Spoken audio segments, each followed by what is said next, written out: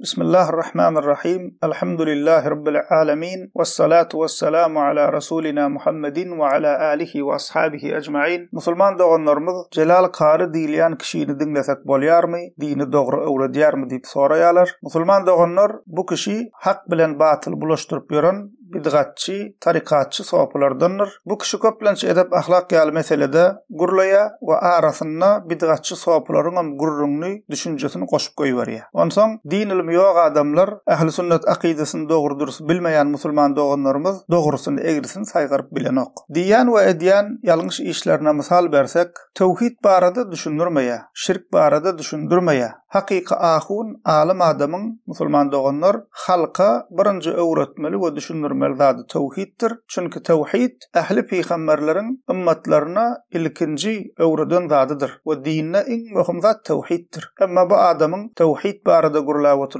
ýa-da tawhidin tersi bolan şirk barada gurulap oturany aňsat eşitmersiňiz. Diňe pirler ay ol hekaýa bulgurryň diýipdirmişde, edipdirmişde diýip şoňa beňzeşdiňe hekaýalardan kän gurulaýar. Tawhida ýeterli derejede ähmiýet bermeýär, tawhid barada düşündirmeýär. Bidgatlar barada we bidgatçylar barada düşündirmeýär. Sebäbi özüm şol bidgatçylaryň jemaatyndan. Şol sebäpli musulman doganlar bidgatlar barada gurulameýär. Diňe umumyrak ähli musulmanyň kabul edýän meseleler barada gurrun edýär. Bir kişiniň musulman doganlar peýgamberimizi gowgorýan çyn bolsa, peýgamberimiziň sallallahu aleyhi we sellemiň ýoluny ýoýup üýtgedip dine täzat goşup ýörenlerim halka tanatmalylar. Dini ýoýanlara razy bolmaly däldir. Mysal üçin Türkmen sahraly bidgatçy ahunlar mevlid barada halka azlaşdyryp 4 çarýarlar mevlid belläpdir, 4 mezhep imamlarymyz mevlid belläpdir diýip ýalan asly esasy bolmaýan zatlary gurrun berýärler. Emma bu Celal Qari özü mevlid barada sahabalar wagtynda ýoklugyny aýdyp dur, sahabalaryň döwründe mevlidin ýoklugyny kabul edýär. Emma sahabalar mevlid belläpdir diýip goýuklap ýören teňli barada agzyny açyp bilenok. Beter tagfirim diýip elini okşap ýör. Başga bidgatlar meselesinde de şeýle. Peýgamberimize sahabalara ýalan ýön kapdurylan ýerde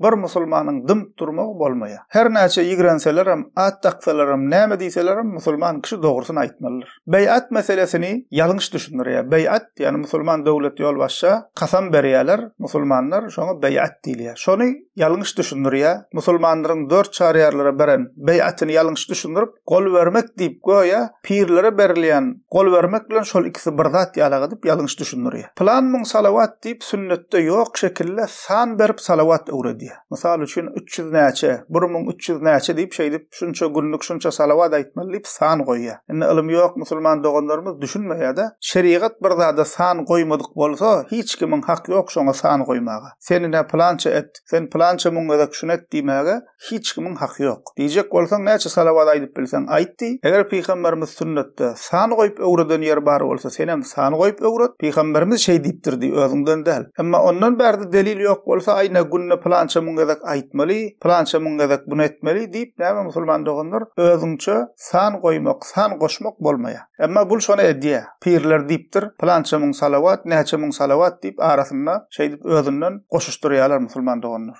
Asly esasy bolmaýan hekaýeler gurrun berýär. Üfläp gözüne sürtüp tesbih paýlaýar. Yani ey ahunaga, sen beýleki ahunlardan näme ütgeşip, näme tesbih üfleýän, näme üçin gözüňe sürýän? Sen gözüňe sürleni bilen ol mübarek bolýarmy? Ya sen üfleýäniň bilen sen demiň ütgeşipmi? Özüňe näme şoň ýalyk teberrük beýleki ahunlardan ütgeşik adam hasaplaýanmy? Bu näme ýörelgesi? Awam adam aýanyňa barýa düşünenok bu zatlar, bilenok dogry zatmy kadiýa. Ýa-da bolmasa baranlar sypalap, döşünden sypalap, ýangagyndan sypalap, çekkesinden sypalap, gen hereketler edýär. Bu türkmençiligimizde ýokdur bir erkek ýangagyny sypalap durmagy, döşüni sypalap durmagy. Bu zatlara türkmençiligimizde de halanýan zatlar däldir. Bu näme hereketler bolýar? Barýan adamyň elbetde habary ýok. Ahun adam şeý diýip dursa dogry kadiýa-da. Öllüleri dilep ber diýsen bolýar diýär. Aýna plan babajan, plan nämejan, sen bize Allahdan dilep ber diýip ölüleri ýüzlenseň bolýar diýär. Tawassul meseleni ýalňyş düşündirýär. Pir sırap insanlar öz şahsiýetine çagyrýar. Hususan hem sellesini ulaldyny bäri şul kişiniň öňküligi ýok.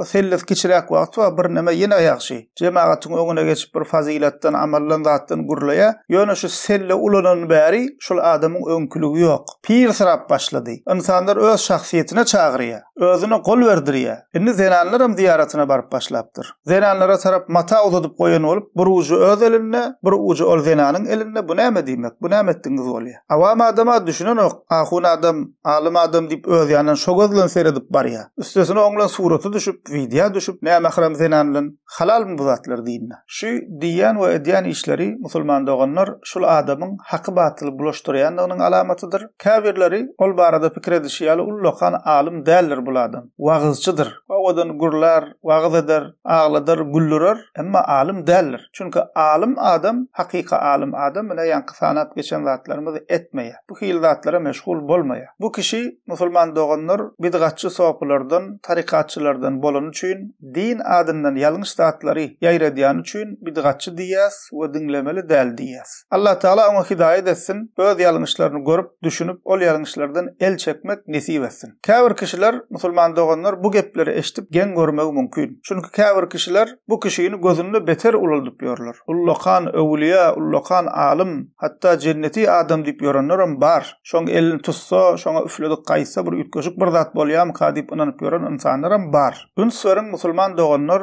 bir kişi din adından ýalňyş zatlar öňe sürýän bolsa, musulmanlar allanmaz ýaly ol ýalňyşy açyklamalylar. Ol ýalňyşy dogry diýip öwredýän kişi kim bolsa bolsun, ady näme bolsa bolsun tapawudy ýokdur. Biz musulman doganlar kişiniň şahsiýeti bilen işimiz ýok. Niýeti bilen asla işimiz ýok. Ýa-da şahsiýetini garalamak, ýigrendirmek däl. Emma ýalňyş sözi we ýalňyş hereketi delili bilen açyklap ýalňyşy inkar etmeliler.